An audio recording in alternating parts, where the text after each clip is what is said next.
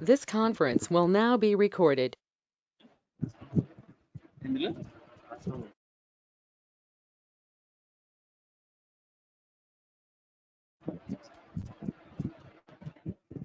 Okay. What is the pneumonia? First of all, what is pneumonia? Pneumo means lungs. Okay. Infection of lungs is called as pneumonia. Okay. In simple terms, okay, pneumonia is an infection of our lower respiratory tract that involves below the level of glottis. We will call it as lower airways. Okay, and parenchyma. If there is infection and consolidation of the alveolar airspace that includes parenchyma as well as smaller airways, then it is called as pneumonia. Okay. So, what? Am I audible or not? Yes, sir. Okay. Yes, sir. So the term lower respiratory tract infection encompasses both smaller and larger bronchioles and parenchyma. So infection of bronchioles is called bronchiolitis and parenchyma is called as pneumonia. Okay. So pneumonitis means it is the inflammation of lung parenchyma, which may or may not be associated with consolidation. Consolidation means the lung parenchyma secretes serous and purulent discharge into the alveolar sacs. So that will lead to consolidation. Okay. Only purely inflammation may not always lead to consolidation.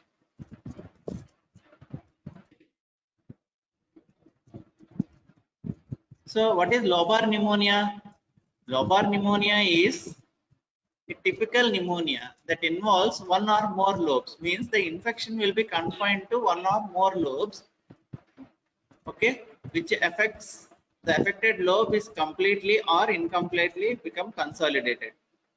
Bronchopneumonia means the inflammation of the lung centered around the bronchioles, means smaller airways which is surrounded by alveoli, and the infection of smaller airways including alveolar sacs and purulent exudates into this airways and patchy consolidation is called as bronchopneumonia. If you take an X-ray in bronchopneumonia, there will be patchy consolidation all over the lung field.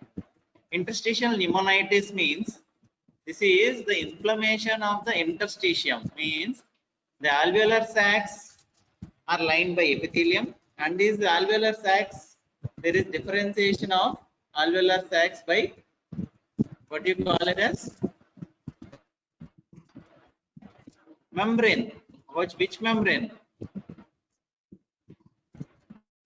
It is an epithelial membrane which differentiates this from alveolar epithelium from both the alveolar epithelium. Okay, so the inflammation of this interstitial space between the both alveolar epithelium, which comprises of some alveolar tissue, interstitium, and lymphatics and small blood vessels, all these things is called interstitium. Inflammation of this is called as interstitial pneumonitis, usually characteristic of acute viral infections. Okay, it may be a acute process or it may be a chronic process. Okay. So what are the defense mechanisms in our lower respiratory tracts? Lower airways and secretions are usually sterile. As a result of multi-component cleaning system, there are macrophages, neutrophils. All this leads to sterile environment in the lower respiratory tract. Okay. So airway contaminants are caught within the mucus secreted by the goblet cells in the epithelial lining. Cilia on epithelial surfaces which beats away, means from lower to towards the throat, and which is expectorated or swallowed in smaller children less than 5 years, they will swallow. So this cilia will beat out the whatever this infectious organisms or some contaminants entering into the lower airways and trapped by the mucus, this cilia will beat away. Okay. So polymorphonuclear neutrophils, they are the immediate, whenever a macrophage ingests, they come into play and they will cause the inflammation and they will try to kill the microorganism which entered. Immunoglobulin A, it is secreted into the upper airway fluid, protects against invasive infection and facilitates viral neutralization. This is the immediate defense. Immunoglobulin A is the immediate defense when a viral or invasive infection particles enter into the lower respiratory tract. This will neutralize it, bind to it and neutralize it. Then macrophages will try to kill it. So epidemiology, if you take, pneumonia is a substantial cause of morbidity and mortality. Actually, if you take under 5 mortality in India and all over the world also, under 5 mortality, pneumonia is one of the leading cause of mortality in children, especially children. Pneumonia is one of the, like diarrhea, pneumonia is also one of the under 5 mortality, important cause of under 5 mortality. And some others like severe acute malnutrition is also one of the leading cause in our country. Immunization against pertussis, diphtheria, measles, Haemophilus influenza B, and Streptococcus pneumoniae. Okay, all these organisms are known to cause pneumonia, but due to effective vaccination against these organisms, majority of the infections are prevented. But immunization is not covered full-fledged all over the country, but they are trying to do it. Unless 80% of the population is covered, we will not get herd immunity in these conditions. So our target is to immunize more than 80%, okay, of the children with these immunization. If you take BCG for tuberculosis, there is significant impact on preventing pneumonia as well as extrapulmonary tuberculosis. In pneumonia also, it will prevent up to 60% of the cases. It will prevent BCG vaccination. So if you take in a year, 4 million deaths occur in developing countries, means especially in our country, it is very much high. Developing country, the incidence of pneumonia is more than 10-fold higher than the number of childhood related deaths due to pneumonia, and 2000-fold higher in developing than developed countries. See, already due to pneumonia, the childhood related deaths are 10 times high, and in our country, like developing country, it is 2000-fold higher than developed countries. So it is a significant cause of mortality. So we should be very careful in dealing with lower respiratory tract infection, especially pneumonia. Risk factors. What are the important risk factors for lower respiratory tract infections? Gastroesophageal reflux, especially in infants, if you see, they will be simply vomit out whatever they are drinking. Some infants, this is due to gastroesophageal reflux, and they may have cough during nights, which is due to aspiration of this gastroesophageal reflux contents, and they will have chronic pneumonia. Okay, means it will not resolve. It will not resolve. It will be persistently there. And neurological impairment like cerebral palsy, in these conditions, the children who are affected will not be able to swallow. So that there will be always chances of aspiration going on, and repeated aspiration, recurrent aspiration pneumonia will occur in these neurologically impaired children. Immunocompromised states. Immunocompromised states means severe immunodeficiency. It may be genetic or acquired due to like HIV in children. Okay, which progresses to AIDS is an immunocompromised state. So some conditions which are immunocompromised states may lead to pneumonia, recurrent pneumonias, and lung abscess also if not properly treated. And the anatomic abnormalities of the respiratory tract.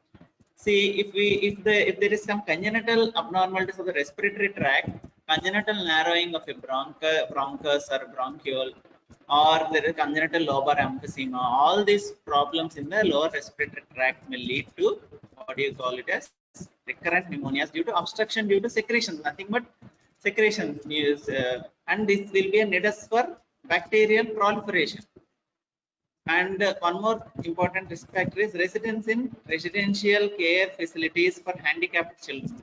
Because even though the care is okay in this say handicapped children, but they are always prone because they will be in close contact always in a handicapped children residence. So there is always a chance of transmitting infection from one kid to other. Okay, especially in these homes. And hospitalization, especially in an ICU. If you see, if you are getting admitted, the child is getting admitted to an ICU due to one or the other reason, if there is prolonged stay in the ICU and there is invasive procedure going on, hospital acquired bacteria will be there, infections, gram negative especially. So they are more prone for pneumonias due to bloodstream infection or directly through ventilator associated pneumonia. If you ventilate the child, ventilator associated pneumonia, all this leads to hospital acquired pneumonias. Okay. Etiology. If you take what are the organisms which are causing this pneumonia, sir? If you take the non-infectious causes first, aspiration of food or gastric acid. We already learned that gastroesophageal reflux is one of the important cause of non-infectious cause of pneumonia. And foreign bodies, kids who are less than 3 years old are usually play with small objects like button or button battery or a pebble or a pearl or something small objects which they may, or a groundnut, peanut, all these things they may keep in their mouth and suddenly it may aspirate into bronchus and which may lead to foreign body aspiration. So this foreign body will be persistently there irritating and obstructing the mucus and the airways, which leads to secondary bacterial infection. Some children may accidentally swallow, less than 5-year-old, they may think that it is which was poured in a cool drink bottle or something, if kerosene is poured into it and stored, the child may think something it is a cool drink or something and he may swallow it, he may drink it. So what will happen, these hydrocarbons are volatile oils and they will aspirate into lungs.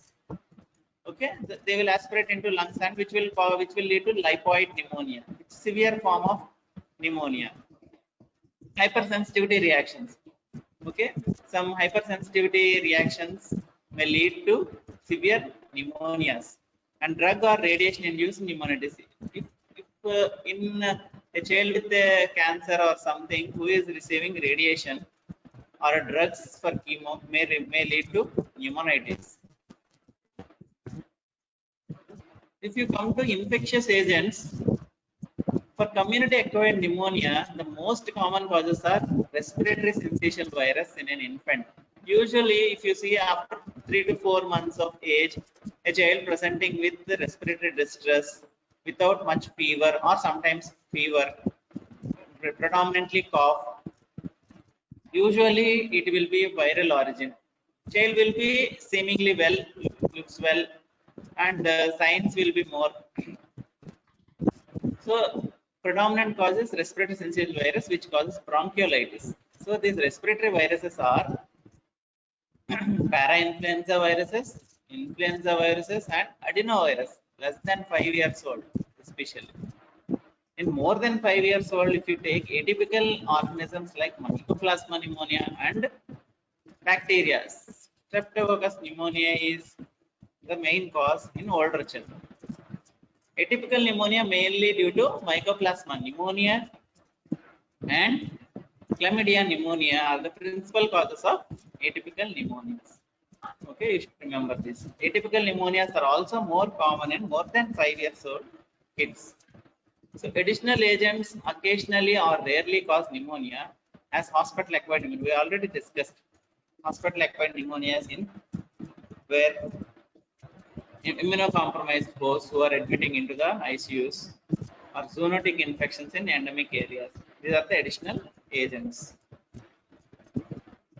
If you take age group wise, in neonates who are early neonates, less than 3 weeks, so frequent pathogens seen in this group are group B Streptococcus, E. coli, and other gram-negative bacilli, Streptococcus pneumoniae, and Haemophilus influenza type B, non-type B. If you go little older, 3 weeks to 3 months, see now 3 months, viruses have come up. Respiratory syncytial virus. It is not that neonates will not get viral infections, but commonly 3 week to 3 month old, respiratory syncytial virus is the commonest viral infection, which leads to bronchiolitis. Other respiratory viruses are parainfluenza viruses, which cause croup, influenza viruses, adenoviruses. Streptococcus pneumonia, H. influenza type B, non-type 2. Patient is ephemeral, consider chlamydia trachomatis, an unusual cause of pneumonia in this age group. 4 month to 4-year-old, respiratory syncytial virus. Other respiratory viruses like parainfluenza virus, influenza, and adenovirus. Streptococcus pneumonia, H. influenza B, mycoplasma pneumonia. Group A Streptococcus also first. More than or equal to 5 years, now atypical organisms will start like mycoplasma pneumonia, chlamydia pneumonia, Haemophilus influenza type B, Streptococcus pneumonia, and other viruses, and Legionella pneumophila. These are new. These are also atypical pneumonia in more than 5-year-old. In immunocompromised, if you take, the cause is little different. Predominantly gram-negative enteric bacteria. They gain access to the gut into the blood, and then they will lead to pneumonia. Mycobacterium avium complex, mainly in HIV, AIDS kids. And fungi, Aspergillosis, Histoplasma is also seen in severe immunodeficiency kids. Viruses like CMV, Pneumocystis jirovecii, Carinae, we will call it. So pneumonia in patients with cystic fibrosis usually is caused by Staphylococcus aureus in case of infants, and in case of older patients, Pseudomonas aeruginosa or Burkholderia cepacia. So cystic fibrosis is one of the important cause of chronic pneumonias in children. Okay. What are the clinical manifestations? How do you identify pneumonia?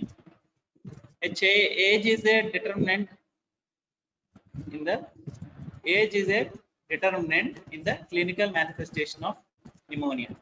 Okay, neonates may have fever only with subtle or no physical evidence of pneumonia. See, neonates may not have other signs of pneumonia. Only fever may be the clinical manifestation. So we should be actively checking for signs of pneumonia. Okay, and X-ray we have to take in case of neonates with fever to rule out bacterial infection inside the lungs. Okay, the typical clinical patterns of viral and bacterial pneumonias are usually differ between older infants and children, although the distinction is not always clear. But usual patterns are fever with chills, tachypnea, means fast breathing, cough, malaise, pleuritic chest pain. Infants and children may not complain of properly of pleuritic chest pains and all. Okay, but usually fever, tachypnea, and cough are the common signs and symptoms in case of pneumonia. Retractions may be there if the pneumonia is so severe, and apprehension, breathing difficulty, or shortness of breath can be seen. And viral pneumonias, how they are different from bacterial pneumonias is fever may not be the predominant symptom in this. Only cough, wheezing, or stridor may be present in case of viral pneumonias. And if you take a chest radiograph in viral pneumonia, it shows diffuse streak infiltrates of bronchopneumonia, and the WBC count often is normal or mildly elevated with a predominance of lymphocytes. Okay.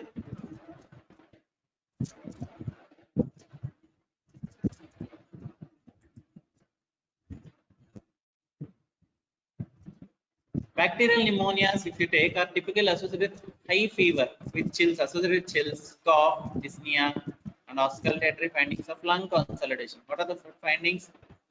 There will be reduced air entry in that part, and there may be some crackles heard in that lung consolidated part. Okay. So resonance will be dull resonant node will be present. Okay. So the chest radiograph, if you take in case of ground pneumonia or lobar pneumonia, it is confined to that particular lobe.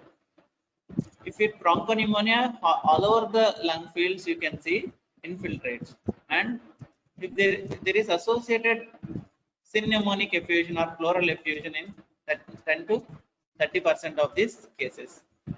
WBC count is usually very high.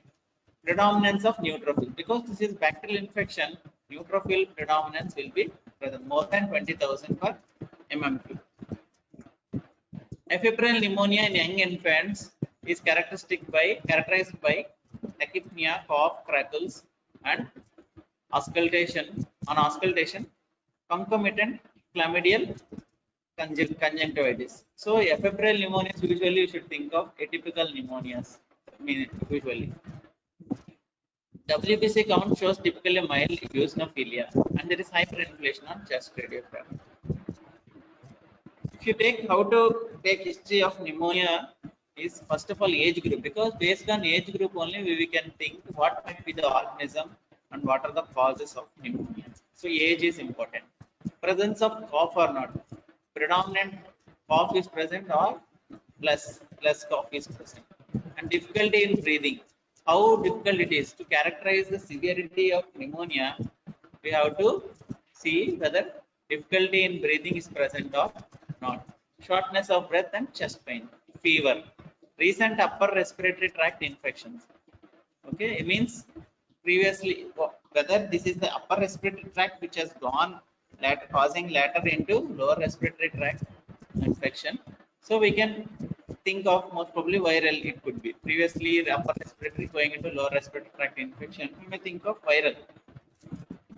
Associated symptoms, duration of symptoms, immunization status. So associated symptoms means other symptoms if they are present, which may indicate the etiology. And duration means how long, is it chronic or is it acute? So duration of symptoms is important, because if the duration is prolonged, the child may worsen. Immunization status. If the child is not immune to Streptococcus pneumonia, they are not immune to this. So Streptococcus pneumonia is the commonest infection, bacterial infection. So TB exposure, we should always ask in case of pneumonias in children whether any adult at home is having tuberculosis, which is very important. Okay, so maternal chlamydia. So mother having chlamydia can transmit to the baby. Group B Streptococcus status during pregnancy, because the group is Streptococcus in the maternal vaginal tract. During delivery, baby may acquire this contaminated amniotic fluid with GBS and may swallow into the respiratory tract, which leads to group B Streptococcus pneumonia in case of neonates. Choking episodes and previous episodes of pneumonia, because if there is at least three episodes in a year, we will call it as recurrent pneumonia. Previous antibiotics usage, because previous antibiotic usage for pneumonia, what we do is we will think whether these antibiotics are working or not, and resistance. Previously we have used this antibiotic, but there is no recovery. We will think this is not working. So we should always think of what antibiotics they have taken previously, how long duration is also important. So recognition of signs of pneumonia. Tachypnea is the most sensitive and specific sign of pneumonia. So if you take the signs, classify the pneumonia and treatment. So tachypnea, lower chest wall indrawing, stridor in a calm child. So it is severe pneumonia. You have to urgently refer the child after giving one dose of injectable IV antibiotic and oxygen if needed, and give the first dose of appropriate antibiotic prior to referral. Tachypnea. So in only tachypnea is present, there is no chest indrawing or stridor in the child, non-severe pneumonia you can take, and prescribe appropriate antibiotic. Advise caregiver we have to tell mother or who is taking care of the child to support give supportive care and antibiotic prescribed and when to return for follow-up visit. If the worsening of symptoms in the form of retractions or stridor or altered sensorium, we should ask them to return back. If there is a normal respiratory rate and it may be other respiratory illnesses and don't prescribe antibiotic, advise caregiver to give supportive measures as advised, like paracetamol for fever, and ask them to return back if symptoms or signs worsen. So how to know whether the infant or the child is having pneumonia? You have to clinically examine the child first. After taking the history, we have to clinically examine the child first, and an observation of the infant is most important. Does the child or the infant look sick? Is the first thing. Sick look present or not? Afterwards, you have to, while examining for the sensorium, you should always look count the respiratory rate for whole 1 minute. Total 1 minute, you have to count the respiratory rate. Hospitalization, actually, in case of infants, we cannot, because we cannot, as a proper science, we cannot examine. In case of adults, we can easily identify the breath sounds, but in infants, it is very difficult to identify altered, except some wheeze or crackles we can make, but beyond that, very difficult to know. In older children, examination will show diminished movements on the affected side. Why it will be reduced? Because there will be pain. The child may not be able to take the breath in. If he takes the breath, he will be feeling pain. So he will restrict the movement on that side. So that's why the pain will be reduced on that side. So the movement will be reduced on that side. Dullness on percussion, because there may be fluid or consolidation, there may be dullness on that side. If there is fluid, then there will be stony dullness present.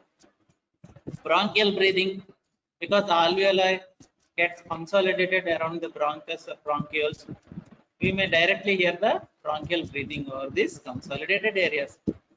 Moist rails means crackles on resolution of this consolidation also can be seen.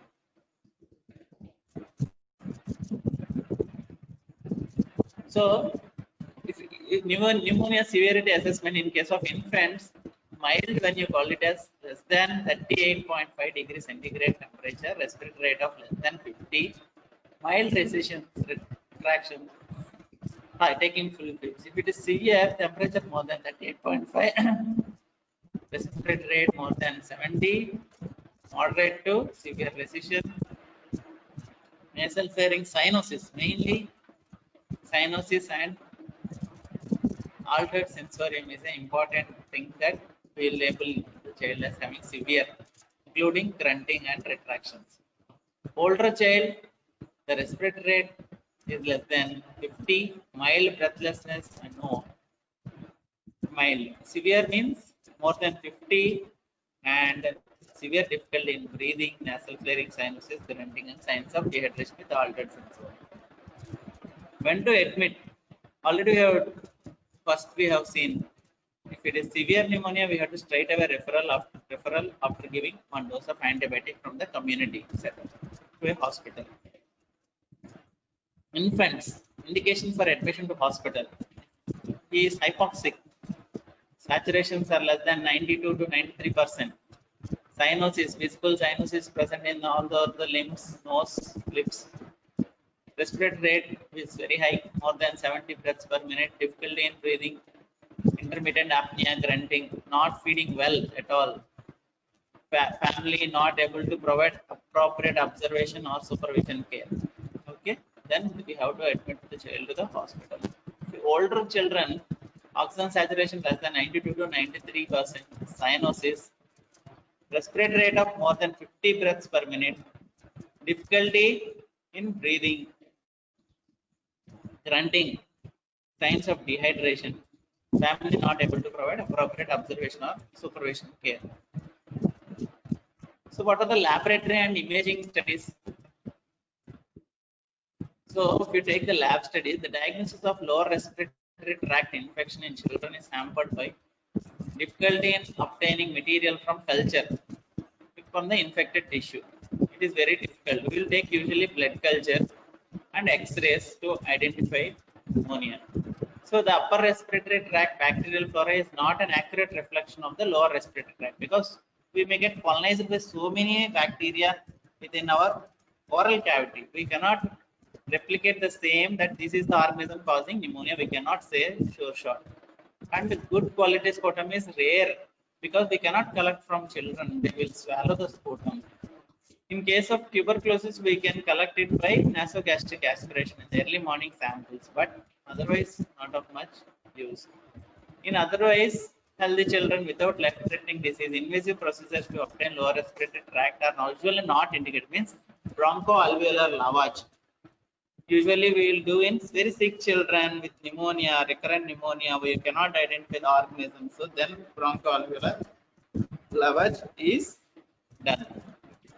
Serologic tests are not useful in most of the cases of bacterial pneumonia. WBC count we already discussed. Viral pneumonias, predominance of lymphocytes. It is bacterial pneumonia, predominance of neutrophils. More than 20,000 per mm total WBC count. Eosinophils in case of atypical pneumonias like chlamydia trachomatis. And blood culture, usually the positivity rate is up to 20%. And in bacterial pneumonia, the majority by we have to identify by chest radiograph and the clinical signs. And nowadays there is called BioFire, which is available. We can order the this is called multiplex PCR. We can identify the antigen in the PCR testing. Okay, with for multiple bacteria. Okay, we can check it. This is called BioFire. Urinary antigen tests are useful for Legionella pneumophila. Okay, which is called Legionnaire's disease. A pneumolysine based PCR test for pneumococcus is available in some centers, but nowadays the trend is towards BioFire. Multiple bacterial antigens we can detect, and CMV and enterovirus can be cultured, but no one is doing now. Mycoplasma pneumonia we can should be suspected if cold equipments are present in the peripheral blood sample. So Mycoplasma IgM or more specifically PCR. Diagnosis of tuberculosis we already know. CBNAT means nuclear amplification testing. Okay, nucleic acid amplification testing. Okay, it is very important.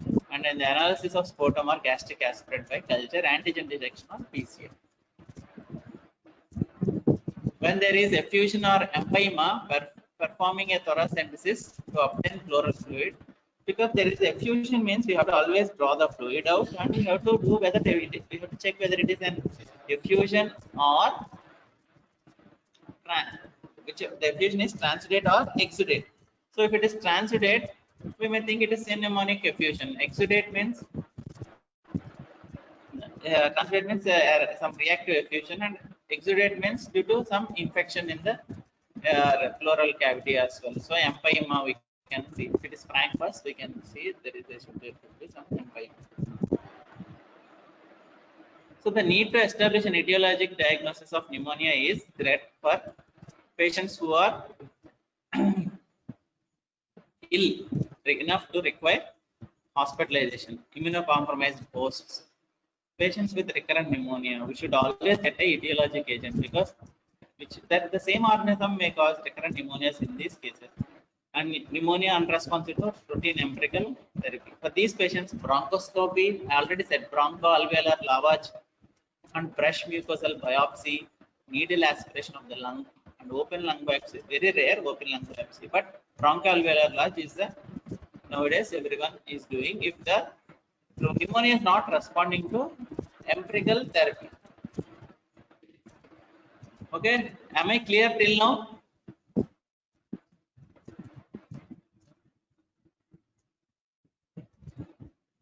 Hello. Yes, sir. Hello. Okay. Yes, sir. Okay. Imaging studies, if you see radiographs, frontal and lateral radiographs are required to localize the disease section and to visualize adequately infiltrates. Okay. Means we should always ask for AP view in case of children as well as lateral view also to see the extent of patch inside the lung parenchyma. So there are characteristic radiographic findings of pneumonia. So there is much overlap between because they cannot give whether etiology means whether in the pneumonia is due to viral or bacterial. No radiogram can say. So bacterial pneumonia characteristically show lobar consolidation or a round pneumonia. Means the infection is confined to the one lobe or two lobes separately, with pleural effusion in case of 10 to 30% of cases. Viral pneumonia shows diffuse, streaky infiltrates of bronchopneumonia. So atypical pneumonia, mycoplasma pneumonia, chlamydia pneumonia shows interstitial streaking or bronchopneumonia. So you should be on X-ray. We can probably say this looking like bacterial pneumonia or viral pneumonia, but we cannot confidently say that this is the etiological agent in case of X-ray. So chest X-ray, consider if available, and it is easily available. So we have to always do a chest X-ray. If you see any lower respiratory signs and symptoms, we should always go for a chest X-ray. So we can know how severe is the infection by seeing the involvement of lung parenchyma, and diagnosis is otherwise inconclusive. To exclude other causes of shortness of breath, foreign body aspiration, sometimes heart failure, underlying heart failure also can be present in children, which may go unnoticed. So, it may not be pneumonia. So, we should always take a chest X-ray. And X-ray also to look for complications of pneumonia like empyema or pleural effusion. If it is infant is less than 3 months old and if a child infant is presenting fever, we should always do an X-ray to rule out pneumonia. That is the important. So important test is X-ray.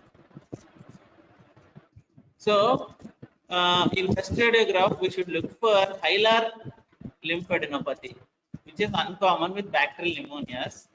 Okay, but maybe a sign of tuberculosis or fungal infection like histoplasmosis or malignant neoplasm. Lung abscess and pneumatoceles and emphysema all require special management. Ultrasound examination is required to assess the size of effusion, how large is the effusion, and movement of lung underlying consolidated lung to the opposite side. Okay, CT is used to evaluate serious disease, means underlying lung abscess or pleural abscess or bronchiectasis or delineating effusion. So if you see differential diagnosis, the various types of pneumonia, lobar pneumonia, bronchopneumonia, interstitial, alveolar pneumonias need to be differentiated on the basis of radiologic or pathologic diagnosis. Pneumonia must be differentiated from other acute lung diseases, including lung edema caused by heart failure, allergic pneumonitis, aspiration, and autoimmune diseases such as rheumatoid arthritis and systemic lupus erythematosus. Radiographically, pneumonia must be differentiated from lung trauma, from contusion, hemorrhage, foreign body obstruction, and irritation from subdiaphragmatic inflammation. So we have to differential diagnosis. Treatment wise consists of two things: supportive management and specific management. So in case of supportive management, the appropriate treatment is age wise. First you have to support with oxygen. If the child is having respiratory distress, we should always give oxygen, and adequate fluid therapy is important to prevent the child from dehydration, because insensible losses will be more. So if you take that, specific treatment are nothing but antimicrobial agents like high dose amoxicillin up to 90 mg per kg per day. We have to give in divided doses in case of uncomplicated community acquired pneumonia. Sometimes third generation cephalosporins and macrolides are required depending upon the suspicion of the bacterial agent. Okay, hospitalized children can usually be treated with third generation cephalosporins. If you get a bacterial culture positive or bronchoalveolar lavage or PCR test positive, then based on that we decide the antibiotic the target. Pneumonia caused by Streptococcus pneumonia presents problems because of antibiotic resistance. Okay. In contrast to pneumococcal meningitis, presumed pneumococcal pneumonia can be treated with high dose penicillin or cephalosporin. Vancomycin can be used in case of resistant strains. Empirical antibiotic treatment is sufficient for management on OP basis in case of uncomplicated pneumonia in children. Any complicated pneumonias definitely requires hospitalization. So some exceptional situations like when there is no response to empirical therapy or severity is high or nosocomial pneumonia, we should be suspect or immunocompromised first. We should be suspecting some atypical organisms like Chlamydia trachomatis, and we may have to add erythromycin to treat them. So if you see antimicrobial therapy for pneumonia caused by specific pathogens, Streptococcus pneumonia recommended treatment is ceftriaxone, cefotaxime, penicillin G or penicillin B. And group A Streptococcus penicillin G, group B Streptococcus penicillin G. Okay, keep same ceftriaxone, cefotaxime, amoxicillin or amoxicillin. Mycoplasma, if you see erythromycin, you have to add clarithromycin. Gram-negative aerobic bacilli, cefotaxime or ceftriaxone along with an glycoside, aminoglycoside. Pseudomonas aeruginosa ceftazidime, with or without aminoglycoside. Alternative treatment is peptides plus aminoglycoside. Staphylococcus cloxacillin, nafcillin. Resistant strain, vancomycin. Chlamydia pneumonia, azithromycin or clarithromycin. Doxycycline is an alternative. So what are the complications of severe pneumonia?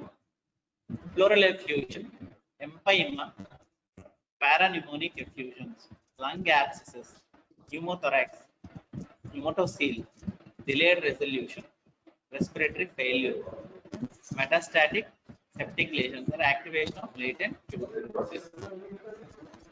So what is the prognosis of pneumonia? Most children recover from pneumonia rapidly unless they are immunocompromised or severely acute malnourished children.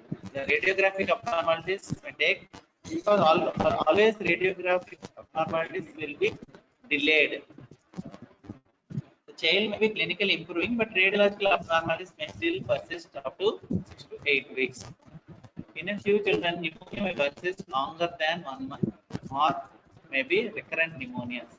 In such cases, we should always investigate for immunodeficiency, HIV, cystic fibrosis, serum immunoglobulin levels. Okay, bronchoscopy to identify anatomic abnormalities of foreign body and barium swallow for gastroesophageal reflux. Prevention. Prevention is an important aspect in developing countries. Immunization have a great impact on reducing the vaccine preventable disease. The organisms we have seen previously. Zinc supplementation, because vitamin A and zinc are important in revitalization of the respiratory tract. Zinc supplementation is an important thing in case of treatment of prevention and treatment of pneumonia. RSV infection can be reduced in severity by using palivizumab, but usually we will not use all these things because the RSV infection bronchiolitis will be, there is no specific treatment and only humidified oxygen, heated oxygen, so nothing high flow oxygen. Reducing the length of mechanical ventilation and using antibiotic treatment only when necessary. Unnecessarily, we should not mechanically ventilate. We may damage the lungs. Hand washing before and after every patient contact. We should not use invasive procedures unnecessarily, and because we may give nosocomial infection to the children. Hospital staff with respiratory illness or who are carriers of certain organisms such as MRSA should use masks, because nasal carriers of MRSA is dangerous. It may transmit. So number 12 is called as, what is it? World Pneumonia Day. Fight pneumonia, save a child. Okay. Thank you. Are you able to understand? Any doubts? Hello. Yes, sir. Hello. Are you able to understand? Any doubts? Is it okay? Yes, sir. Okay. You are given your attendance.